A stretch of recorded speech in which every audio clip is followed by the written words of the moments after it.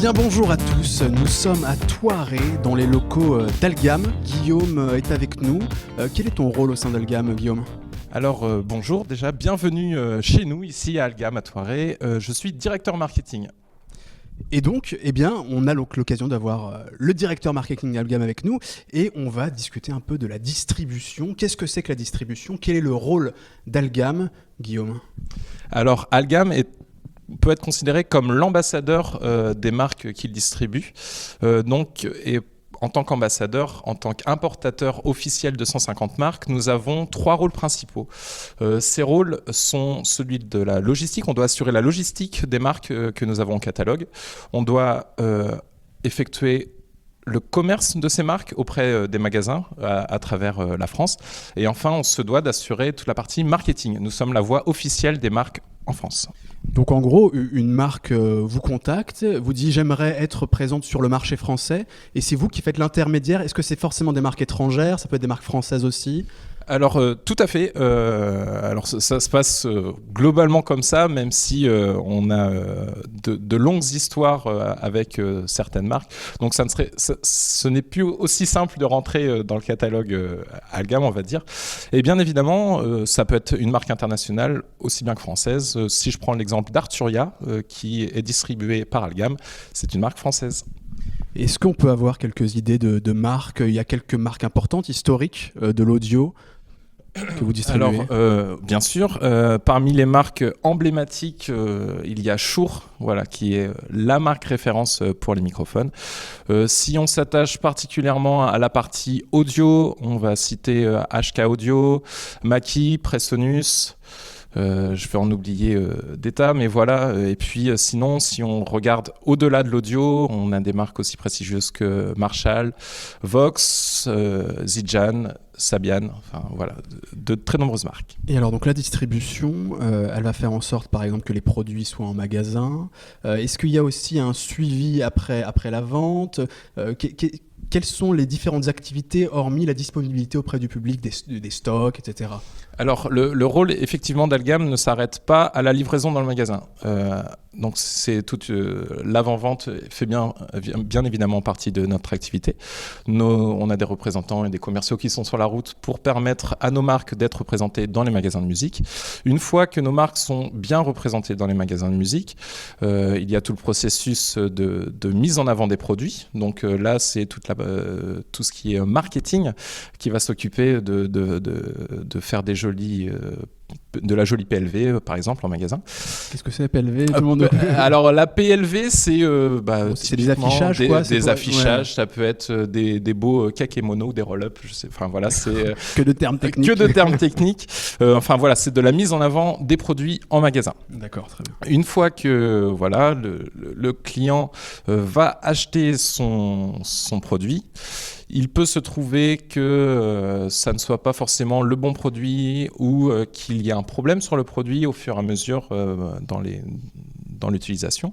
À ce moment-là, il ramène le produit au magasin et Algam sera en charge du service après-vente du produit. Donc en fait, c'est un rôle assez transversal, c'est-à-dire qu'il faut toucher un peu à tout. Il y a à la fois de la logistique, du stockage, des compétences aussi de réparation, des choses comme ça. Tout à fait. Ouais. Alors, Algam, j'en ai pas parlé, mais s'occupe également de la préparation des guitares avant qu'elles nous sont livrées par les marques on les produit, puisque nous avons aussi la casquette de fabricant de la marque de guitare Lag. Et donc, une fois que les guitares nous arrivent des usines, on a tout un service qui est en charge de faire en sorte que les guitares soient optimales au moment où elles arriveront dans les magasins. Voilà. Et alors, ça, c'est une particularité. Est-ce que c'est courant pour un distributeur d'avoir aussi une marque en fait, la Lag appartient à Algam, on peut le dire comme ça Alors, ouais, c'est pas si... Enfin, on va dire qu'il y a soit les fabricants qui sont également distributeurs de leur marque, soit les importateurs qui ne font que de l'importation. Mais c'est vrai qu'avoir cette double casquette à la fois de fabricant et d'importateur, c'est loin d'être courant et partagé. Et pourquoi avoir fait ça alors ? Qu'est-ce que ça apporte à un distributeur que d'avoir ses propres marques ? Alors c'est vraiment l'ADN, là on parle vraiment de l'ADN d'Algam. Il faut savoir qu'en 1971, quand la société Algam, qui s'appelait à l'époque Camac, s'est fondée a été fondée par notre président Gérard Garnier, on avait une activité de fabricant. À cette période, Algam, Camac, produisait des instruments folk, de type folk, donc ça allait des harpes celtiques à des rouavielles. Enfin, c'était quelque chose de très particulier. Puis, les années passant, il y a eu toute la partie importation qui est venue se greffer à cette partie de fabricant, mais la partie fabricant fait vraiment partie de l'ADN d'Algam et nous permet de peut-être mieux appréhender les demandes des fabricants. C'est-à-dire qu'on se rend compte de quelles sont les attentes d'une marque vis-à-vis de son fabricant, de son distributeur, pardon. Et voilà, c'est une réelle plus-value pour nous. C'est pas beaucoup de soucis aussi de s'occuper d'une marque j'ai envie de dire, c'est pas vraiment le même métier. Alors c'est éventuellement beaucoup de soucis, mais c'est aussi beaucoup de satisfaction que de voir nos produits aussi bien représentés sur le territoire et même à l'international. J'ai parlé de Lag tout à l'heure, mais j'ajouterai à ça donc les pianos Pleyel qui sont désormais propriété d'Algam, et puis notre petit bonbon interne qui est la bière Marshall, et voilà, qui nous permet de... On distribue aussi de la bière, quoi. On distribue et surtout on est à l'origine de la fabrication de cette bière. Voilà. C'est-à-dire, comment elle n'existait pas avant Elle n'existait pas, c'est une idée là encore de notre président qui a désiré faire de la bière. On avait les frigos Marshall en distribution, donc il est tout à fait normal d'envisager la bière. Et qui d'autre que Marshall pouvait porter cette imagerie rock et faire en sorte... voilà, c'est... Comment ça se passe justement les relations avec les marques lorsqu'on est un distributeur ? Est-ce que c'est compliqué d'attirer une marque, de la garder ? On sait que parfois ça peut changer, une marque peut passer à un autre distributeur. Comment on fait valoir un peu sa différence Alors, la relation marque-fournisseur est avant tout, distributeur est avant tout une relation de confiance. Il faut que dans tout le processus, il y ait de la transparence et il y ait de la confiance. Pour chaque marque, il y a un interlocuteur chez Algam qui est chargé, donc qu'on appelle le chef produit, qui est l'expert technique de la marque, mais qui est également le point d'entrée de la marque dans notre société et qui est la voix d'Algam aussi auprès de cette société. Donc, il est important que ces chefs de produit aient une connexion au quotidien avec les marques, et c'est ça, je pense, le vrai secret, c'est de travailler main dans la main et d'oser se dire les choses au quotidien, et surtout de faire preuve de fidélité et voilà, de transparence. Après, j'imagine il y a aussi des objectifs de vente, il doit y avoir des choses comme ça, c'est un accord commercial. Tout à fait. Et comment justement un catalogue relativement important, on peut le dire, comme celui d'Algam, se constitue avec le temps ? Est-ce qu'il faut aller démarcher les marques ? Comment on arrive à tirer un Marshall, par exemple, qui est une marque iconique du matériel audio ? Alors, pour être très franc, je ne connais pas l'histoire de l'arrivée de Marshall chez Algam.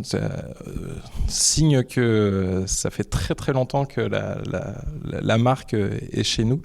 Moi, ça fait finalement que 6 ans que je suis ici, et c'est vrai que pour moi, Marshall et Algam, c'est un duo gagnant, quoi. Et c'est aussi... symbole de la fidélité de nos marques. On a beaucoup de marques qui sont au catalogue depuis des années et des années, et en principe ça s'inscrit vraiment dans le temps. Et pour en revenir à la question... Comment ça se passe ? Comment on noue des liens ? Il n'y a pas que de l'affectif dans tout ça. Non. Alors je pense que c'est aussi en valorisant l'ensemble des compétences d'Algam.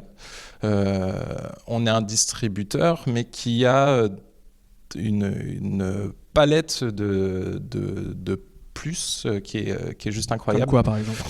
Qu'est-ce que je trouve chez Algam et que je ne trouverais pas chez un autre distributeur en France? Typiquement, on a, si je parle des parties que je connais d'autant mieux, on a un service marketing qui est composé aujourd'hui de 15 personnes, chose que très peu d'importateurs, notamment en France, peuvent se prévaloir. On a un service logistique qui est juste unique dans le secteur. Tout à l'heure, on est allé voir ensemble notre entrepôt qui se situe juste à côté, qui est sur un peu plus de 18 000 m². Donc, c'est une grosse machine logistique. Et puis, on a un service IT qui est, informatique, qui permet à certains de nos clients de bénéficier d'échanges directs d'informations. Enfin, tout est orienté soit pour nos fournisseurs, nos fournisseurs, soit pour nos clients. On fait vraiment en sorte que la transition entre la marque et nos clients soit la plus simple possible. Qu'est-ce qui différencie il y a des distributeurs, des petits distributeurs, où il peut y avoir une seule personne même qui s'occupe de la distribution avec des petites marques. Est-ce que c'est le même métier? Qu'est-ce qui différencie un petit distributeur d'une ou deux marques boutiques et un Algam? On va dire que ce qui nous lie, c'est la passion pour cette industrie et pour la musique et puis pour le matériel audio. Ce qui différencie, c'est les capacités à générer. Quand on va parler tout à l'heure du projet Webstore, seul un gros importateur tel que Algam peut porter ce genre de projet. Donc c'est vrai qu'on a la capacité... C'est une force de frappe en gros. Voilà, exactement. Et puis de la même manière, on a 30 personnes sur les routes qui représentent nos catalogues. Enfin, il y a vraiment une force de frappe qui est supérieure et qui est normale pour une société qui compte aujourd'hui 250 personnes. Est-ce que ça veut dire qu'une marque, plus elle grossit, plus elle s'oriente vers des distributeurs importants et elle finit chez Algam par exemple? Parce qu'en France, c'est le plus gros disponible, quoi. Il y a certainement un petit peu de ça. Après, vous allez comme ça un peu à la pêche, ou quand vous repérez qu'une marque fonctionne bien? On n'est pas forcément à la pêche. Enfin voilà, il faut savoir que beaucoup de marques nous contactent directement. On n'a pas un désir d'ajouter des marques à notre catalogue. On estime que nos catalogues sont très très bien et que on fait en sorte de bien vendre les marques que nous avons. On ne va pas chercher à piocher et puis à toujours en ajouter. Ça, c'est vraiment pas la mentalité Algam. Écoute, merci Guillaume. On va essayer maintenant d'aborder un peu le futur d'Algam, et peut-être même un peu votre vision du marché de l'audio tel qu'il sera demain. Mais pour ça, on va recevoir ton collègue qui nous rejoint tout de suite. Merci. Eh bien, nous revoilà toujours à Thouareg, dans les locaux d'Algam, le distributeur français. Et nous sommes cette fois en compagnie d'Olivier. Alors Olivier, quel est ton rôle, toi, au sein de Algam ? Alors bonjour à tous, moi je suis le directeur e-commerce de la société Algam. Alors j'ai cru comprendre que c'était un poste très récent et qui est lié en fait à un nouveau projet d'Algam qui est intéressant à plus d'un titre parce que... c'est un peu une recherche d'adaptation au marché de l'audio tel qu'il est aujourd'hui. Est-ce que tu peux nous en parler un peu plus ? Absolument. Alors le projet, c'est l'Algam Webstore qui verra le jour au 1er juin 2018. Et l'idée de l'Algam Webstore, c'est de proposer aux musiciens particuliers un site e-commerce où ils pourront acheter les différents produits commercialisés par Algam. Alors quand tu dis un site e-commerce, c'est-à-dire un site comme on peut aller, un magasin en ligne, comme ça on va dessus, ça serait l'équivalent d'autres marchés déjà présents, enfin d'autres magasins déjà présents ? Alors justement, l'équivalent oui et non, dans le sens où on va commercialiser des produits, on donnera la possibilité aux internautes de se les faire livrer à domicile, etc.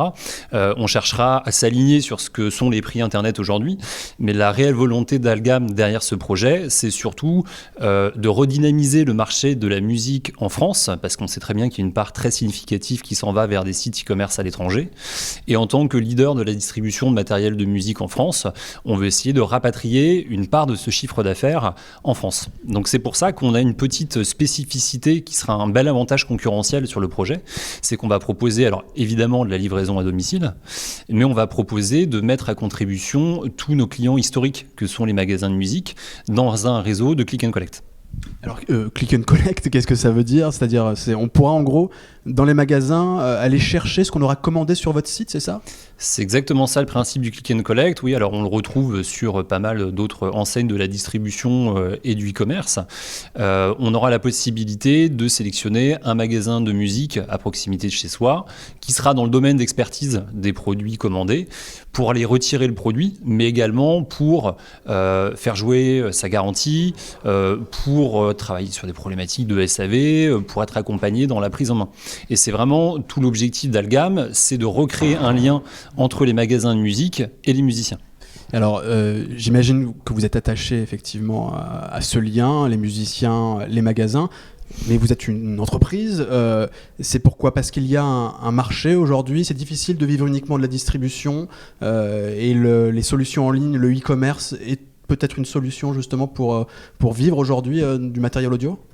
Alors, la société Algam se porte bien dans un contexte où le marché justement est un petit peu plus difficile parce que nos clients historiques, détaillants, magasins de musique, souffrent d'un manque de fréquentation. Donc tout le projet derrière ça, c'est d'aller recréer un lien, de recréer une connexion entre les magasins de musique et les musiciens, leurs clients finaux. Donc l'idée c'est, et ça peut paraître étonnant comme ça, de se dire sur un site de e-commerce où on pourra recevoir aussi chez soi, on arrivera quand même à reconnecter les gens au magasin. Vous espérez que les gens iront dans les magasins? Qu'est-ce qui les pousserait plutôt que de le recevoir à la maison par exemple? Ce qui est devenu un peu la norme aujourd'hui quand même dans le e-commerce. Alors absolument, ce qui va les pousser à venir en magasin, c'est d'une part toute la plus-value que peut avoir un détaillant donc sur le conseil et sur l'expertise, et c'est évidemment la gratuité parce qu'on offrira les frais de port à toutes les commandes en click and collect à partir de 0 €. Et les tarifs, parce qu'on sait que sur les sites de e-commerce, aujourd'hui, il y a une bataille. Sans cesse, on connaît les gros qui se livrent une bataille pour abaisser les coûts de façon à attirer le client. Vous, c'est quelque chose que vous allez prendre en compte Comment vous allez vous aligner sur certains sites? Comment ça va se passer? Alors oui, on va pratiquer ce qu'on appelle aujourd'hui des prix Internet. Il y a certains gros acteurs de la distribution en ligne qui ont fixé des standards maintenant depuis quelques années. Et notre objectif, c'est surtout pas de venir casser les prix comme ça a été fait il y a quelques années, mais c'est juste de respecter les standards de ce que sont des prix Internet. Après, la plus-value qu'on va offrir aux clients musiciens, aux clients finaux, ce sera pas tellement une plus-value prix parce qu'aujourd'hui il y a énormément d'acteurs qui sont alignés, mais c'est justement le click and collect et c'est aussi le fait d'acheter chez Algam, le leader français de la distribution, et de bénéficier du meilleur SAV de France, de bénéficier des meilleurs niveaux de stock de France et d'une profondeur de gamme. On ne fait pas toutes les marques, parce que nos contrats de distribution font que quand on travaille avec certaines marques, on ne travaille pas avec leurs concurrents. Par contre, les marques qu'on travaille, on les connaît parfaitement bien. On a une très belle profondeur de gamme, encore une fois, et puis on a la capacité d'entretenir, de réparer les produits. Et on dit vraiment qu'on a le meilleur SAV de France aujourd'hui. Ça veut dire qu'en gros, on trouvera sur votre site, on pourra acheter le matériel issu des marques que vous distribuez déjà actuellement. Il se fait qu'il va y en avoir de nouvelles. Enfin, comment ça... Alors, ce seront les marques qu'on distribue actuellement, effectivement. Et on veut un référencement produit qui se voudra quasi exhaustif sur les marques qu'on distribue. Oui. Ok, très bien. Dernière question, un peu, on se projette encore plus loin que l'Algam Web Store. C'est quoi l'avenir du matériel, de la vente du matériel audio? On sait que dans le métier, il y a beaucoup de discussions autour de gros américains, de gros sites américains qui pourraient, pourquoi pas, concurrencer les sites vraiment spécialisés actuellement. Est-ce que c'est un peu ça qu'on a à l'esprit en ce moment dans le métier? Est-ce qu'on voit encore autre chose, d'autres bouleversements? Qu'est-ce qui va se passer dans le monde du matériel audio? Alors, ce qu'ils feront jamais, les gros Américains, on ne va pas les citer, c'est justement la relation humaine. Nous, ça fait 40 ans qu'on est des passionnés de musique. On a 250 collaborateurs ici qui sont tous passionnés de musique. Et demain, quand on aura un client sur le web store, un client Internet, on sera aussi capable de rentrer en contact avec lui, alors que ce soit via du chat, que ce soit via du téléphone. Et on sera capable de le conseiller sur son matériel. On sera capable de lui apporter ce niveau de service. On sera capable de le renvoyer dans un magasin de musique où là aussi il va vivre une expérience avec un vendeur expert, passionné. Et ça, les gros Américains de la distribution Internet pourront jamais faire ça. Mais est-ce que c'est quand même quelque chose qu'on a en tête dans le métier en ce moment et on se dit il faut préparer peut-être, même plus globalement, sans parler des GAFA, entre autres, de différents sites, Comment on voit un peu l'évolution des choses, quoi, quand on travaille dans le métier et on se dit qu'est-ce que ça va donner la vente d'instruments demain? Est-ce que ça sera toujours par Internet? Est-ce que ça sera ailleurs?